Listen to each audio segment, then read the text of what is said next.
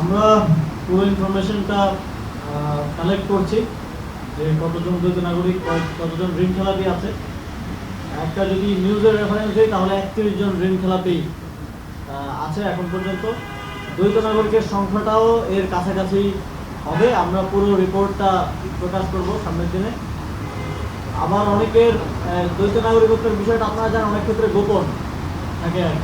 তো অনেকের এখন পৃথিবীর বিভিন্ন দেশের পাসপোর্ট, এনআইডি কার্ডের ছবি এখন আমাদের সামনে আসছে নতুন করে, যেটা আপিলের সময় শেষ হয়ে যাওয়ার পরে আসছে। তবে দ্বৈত নাগরিকদেরকে যে কোনো সময় চ্যালেঞ্জ করা যায়, যেহেতু এটা সংবিধান অনুযায়ী তারা নির্বাচন করতে পারবে না। ইভেন নির্বাচিত হওয়ার পরও তাদেরকে চ্যালেঞ্জ করে তাদের সংসদ সদস্য পদ বাতিল করা যায়। এটা নিয়ে আমাদের কার্যক্রম চলমান থাকবে।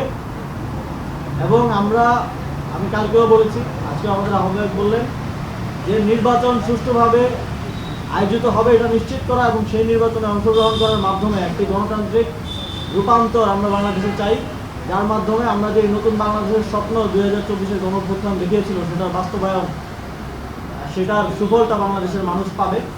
এটাই আমাদের ফার্স্ট প্রায়োরিটি। কিন্তু আমরা সকল স্টেক হোল্ডারদেরকে এবং নির্বাচন আয়োজনের সাথে যারা জড়িত সবাইকে আহ্বান জানাবো, এমন কোনো পরিবেশ তৈরি করবেন না যেখানে আমাদেরকে বাধ্য হতে হয় ভিন্ন কোনো কিছু চিন্তা করার জন্য। যদি এই যে অনিয়ম চলছে, এই অনিয়ম চলতে থাকে, তাহলে আমাদের দলের পক্ষ থেকে, আমাদের জোটের পক্ষ থেকে আমরা একসঙ্গে প্রস্তুত আছি যে কোনো সিদ্ধান্ত গ্রহণের জন্য।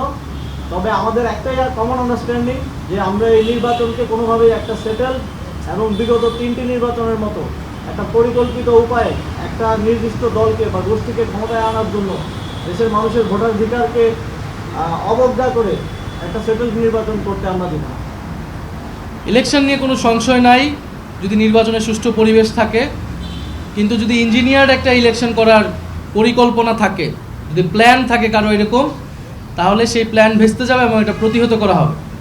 ফলে 2008-এর মতো কোনো নির্বাচনের যদি পরিকল্পনা থাকে, এইটা এবার সফল হবে না, এবার 91-এর মতো ইলেকশন হবে। ধন্যবাদ।